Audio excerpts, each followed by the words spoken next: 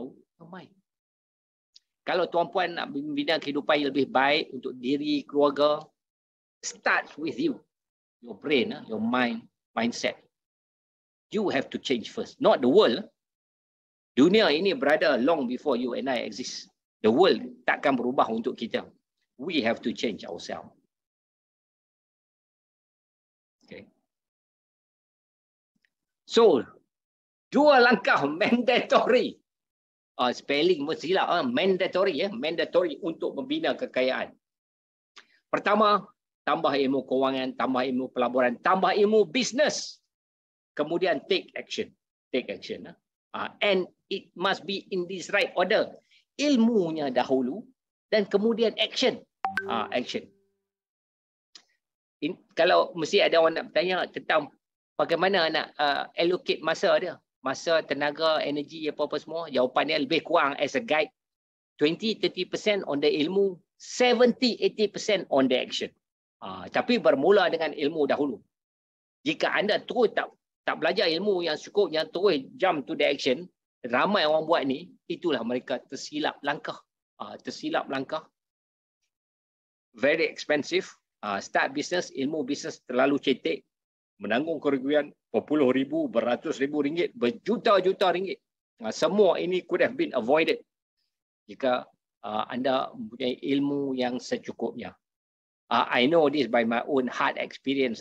Dalam buku saya yang pertama itu, Jutawan dari Planet Jupiter, saya cerita saya pernah buka kedai muzik. Ini cerita 30 tahun lepas lah. Kedai muzik lah. Ini 30 tahun dahulu lah. Buka kedai muzik di Sungai Wang Plaza. Kedai muzik as in selling cassette dan CDs lah. Sungai Wang Plaza masa tu was the most popular mall di Malaysia lah. I suppose macam Mid Valley sekarang lah kan. Kedai itu beroperasi selama 20 tahun. I'm sorry. 2 tahun. Bukan 20, 2 tahun. Most months we lost money. So after 2 tahun saya tutup kedai. Kedai saya itu gagal, bisnes saya itu gagal bukan kerana disabotaj pesaing. Kedai saya gagal, bisnes saya gagal bukan kerana tak dapat support orang Cina sabotaj. Kedai saya gagal tuan-puan semua kerana kekurangan ilmu Azizi Ali, kekurangan ilmu bisnes. Banyak yang saya tak tahu. Very expensive. I lost over, I think at least 100,000 ringgit. 100,000 ringgit. 100,000 ringgit. Sekarang banyak kan? Tapi 30 tahun yang lalu, 100,000 ringgit, I suppose the equivalent of $500,000 ringgit hari ini ya. So, of course, sekarang saya boleh gelak lah. Saya rugi RM1,000.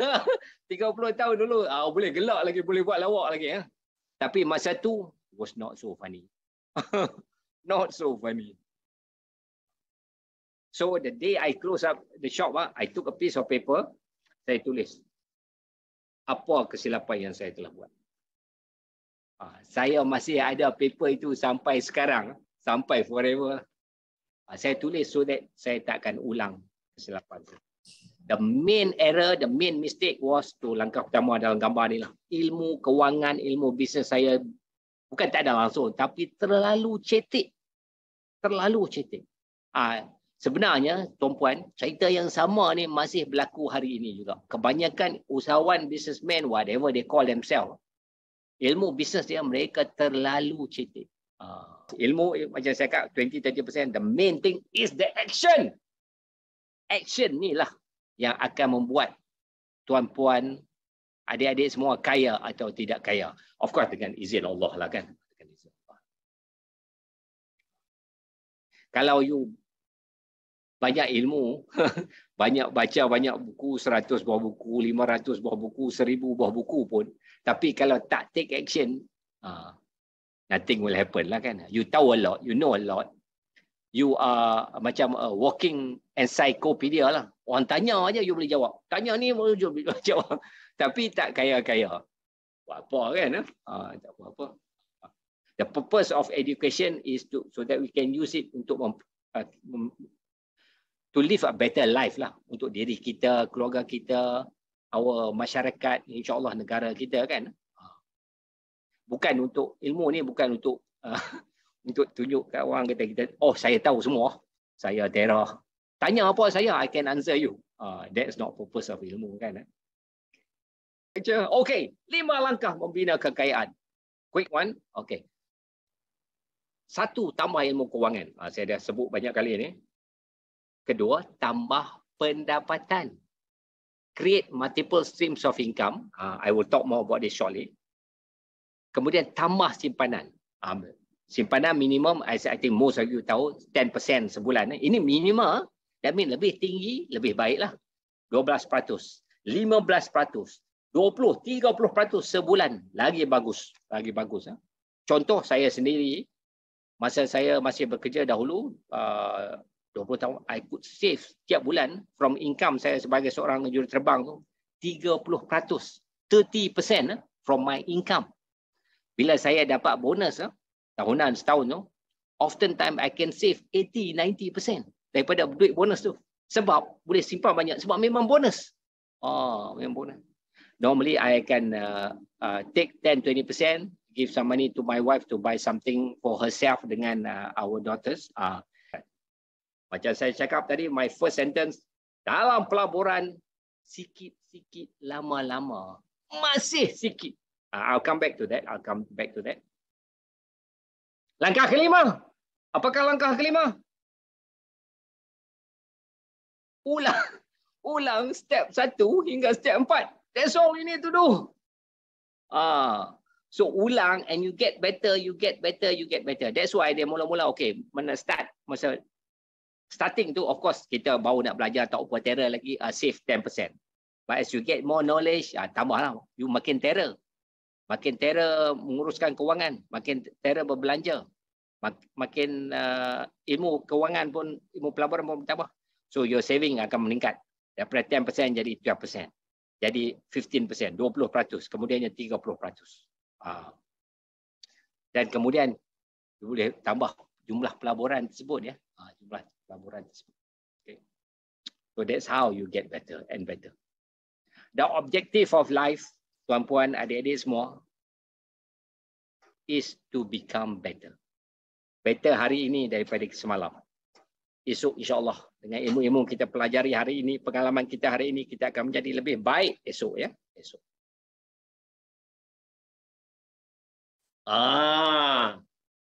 So sekarang ni, our first part ni untuk membina kekayaan untuk menjadi jutawan. Yang ni ramai orang boleh ajar. Tapi saya akan ajar jugalah.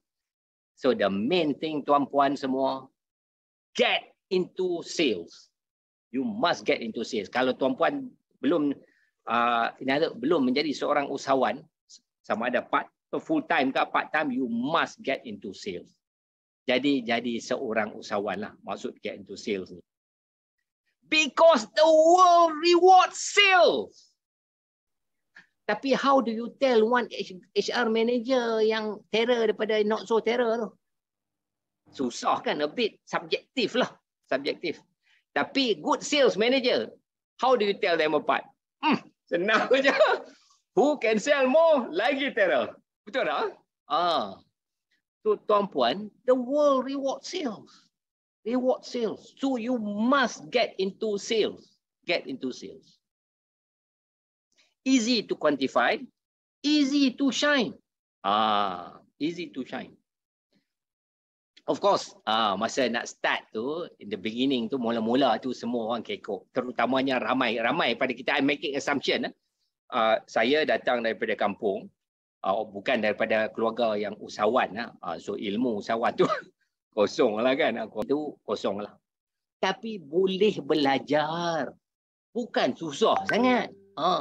Add maths kat sekolah tu lagi susah. Sains fizik tu lagi susah daripada belajar sales ni. Lagi sih. Boleh belajar. Saya kerja saya seorang juru terbang. I'm a pilot by profession. Jika saya can become good in sales, I cannot see a reason why other people yang memang juru pilot pun boleh jual, apatah orang lain kan boleh belajar. Boleh belajar. The point ni boleh belajar. Of course dia ada proses dia lah kan. I'm not saying belajar ini esok dah terror sangat-sangat. We never stop learning. Tapi boleh belajar. Then bombastic rewards. Bombastic rewards. I think most of us kat dalam team PG1M, pada bulan Jun lepas, reward from syarikat Public Gold to the top sales people dan top management saja. Kami pergi Dubai, sponsored by Public Gold. Okay. No, I think most insurance companies, unit trust companies ke MLM company dia ada lah trip ni. Tapi with a big difference, Dalam Public Gold Dubai punya trip ni, dia punya super first class treatment lah. How super? Malam terakhir kami duduk di hotel 6 star tu, Burj Al Arab. Saya difahamkan bilik yang termurah. Satu malam RM5,000 atau RM6,000 begitu. And there were 100 of us. 100 of us. So imagine how much money Public Gold spend. But they can do that because they worry. See, Public Gold bawa top sales agent dan top management saja. Siapa yang tak qualify dia tak bawa. Dia punya staff dekat office tak bawa. So because they are not into sales. So that's why I say, kalau tuan-puan belum, you're not into sales, get into sales because this is where the rewards are.